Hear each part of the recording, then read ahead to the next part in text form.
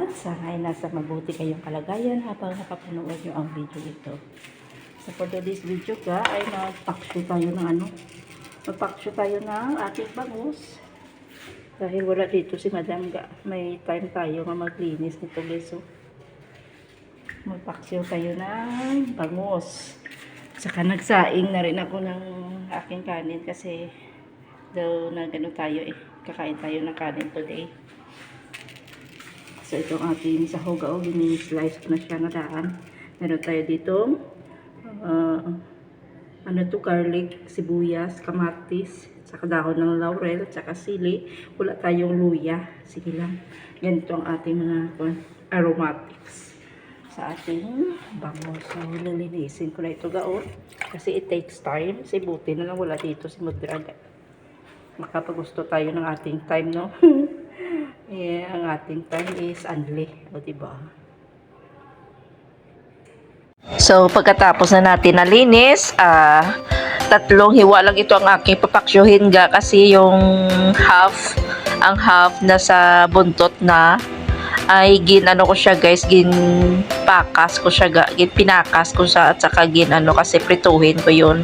So tatlong hiwa lang ang aking paksyohin, o diba nakakamiss, no?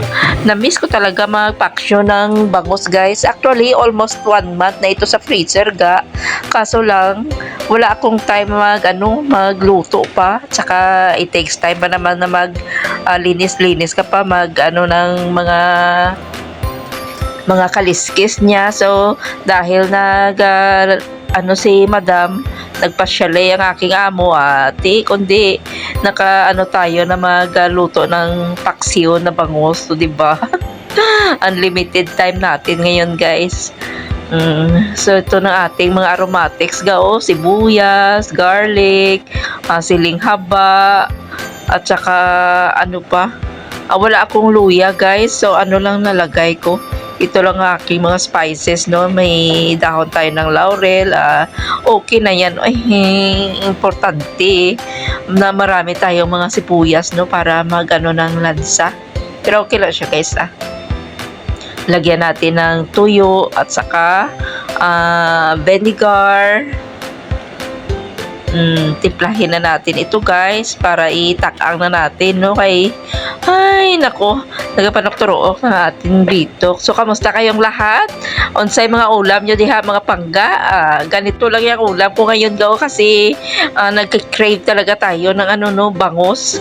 Wala akong talapia dito guys, bangus ang nabili ko last time. So mag-iisang buwan na ito lutuin ko na ito guys. So lagyan na natin dito ng asin.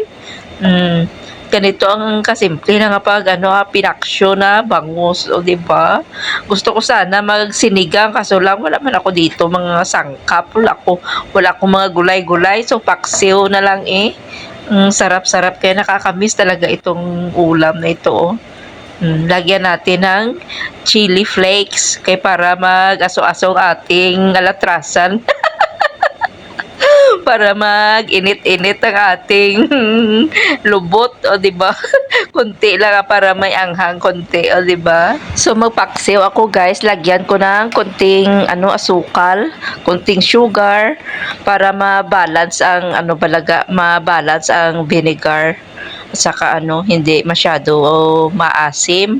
So lagyan ng konting saka lagyan ko din ito ng oil. Lagyan ko pala ito ng oil para mas masarap ang ating paksiw na bangus. Sa para-paraan ng ito guys, no? At saka iba-iba tayo lang version ng pagluto ng paksiw, pero okay lang siya Ang importante may langgaw may langgaw sa Tagalog man? May suka, no? Kasi hindi man maging pinaksyo yan kung walang suka So ganito ang ating kaganapan for today's video. Medyo na sipag-sipagan naman tayo, no? Kasi ginbisita naman tayo ng Katabadan. Hindi tayo naka-video. Ang dami kong mga video dito guys, kaso lang hindi ko pa na-edit kasi wala pa tayo mag-voice over Oh, di po gaya, oh, bukal-bukal na guys, oh.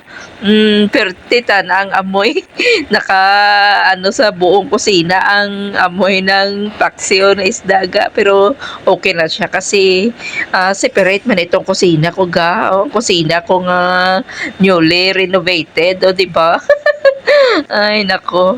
Sulong-sulo ko ang kusina dito, guys. So, ako lang gumagamit dito, ga. Oh, bago pa ang aking, ang aking stove, oh, di ba?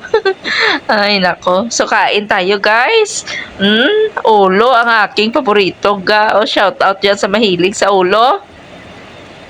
Di ba? Ang sarap, no? Ang saya pag makaulo ka, guys. So, basta nasa ulo, ang sarap, ah.